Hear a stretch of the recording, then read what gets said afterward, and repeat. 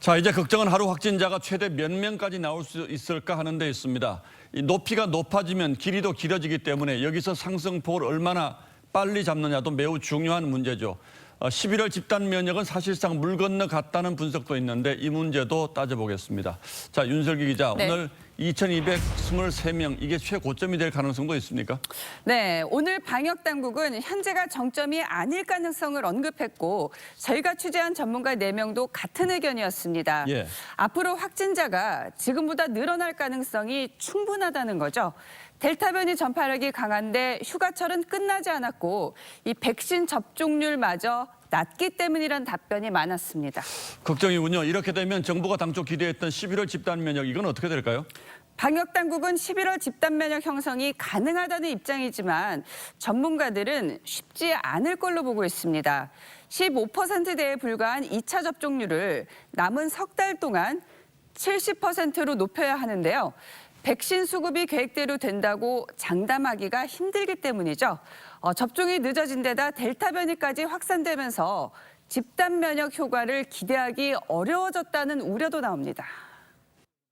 백신을 조기에 많이 들어와서 단기간에 접종을 했다라면 집단 면역이라는 말을 사용할 수 있는데 너무 기간이 늘어졌기 때문에 될 수가 없다는 겁니다. 그리고 또 하나, 정부는 당초 4단계 거리 두기를 짧고 굵게 해서 초기에 확산세를 잡겠다고 했는데 이 판단 역시 그럼 잘못된 걸로 봐야 할까요?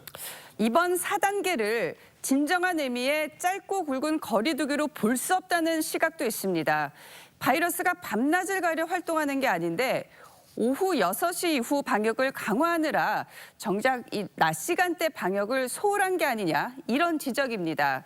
아주 강력한 거리 두기를 과감하게 펼쳤더라면 어쩌면 지금 같은 상황을 예방할 수도 있었다고 보는 거죠. 그렇긴 합니다만 그렇다고 거리 두기를 더 강화하는 건 여러 측면의 부담이 너무 크지 않을까요?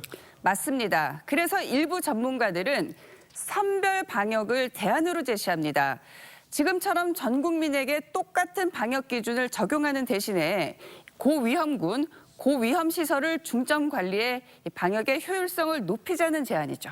이 선별 방역 얘기는 처음부터 있었던 건데 이 또한 여러 가지 부작용을 우려해서 못한 것 아닙니까? 그런데 지금 또다시 선별 방역 얘기가 나오는 건 왜 그렇습니까? 네, 거리두기 장기화에 따른 사회 경제적 피해가 너무 크기 때문에 이 무작정 거리두기를 강화할 수도 없는 현실적인 이유 때문입니다.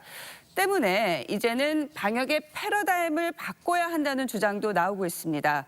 방역당국도 거리두기 개편 가능성을 열어둔 상태죠. 짧고 굵게라는 건 존재할 수가 없고요. 최대한 버틸 수 있을 만큼 길게 가져가는 전략을 그러기 위해서는 완화할 부분도 있고. 예, 결국 돌고 돌아서 처음으로 다시 돌아가는 분위기입니다만 무엇보다 안타까운 건 지금까지 우리가 치렀던 희생이 너무 크다는 데 있죠. 그렇습니다. 예, 윤설기 기자 잘 들었습니다.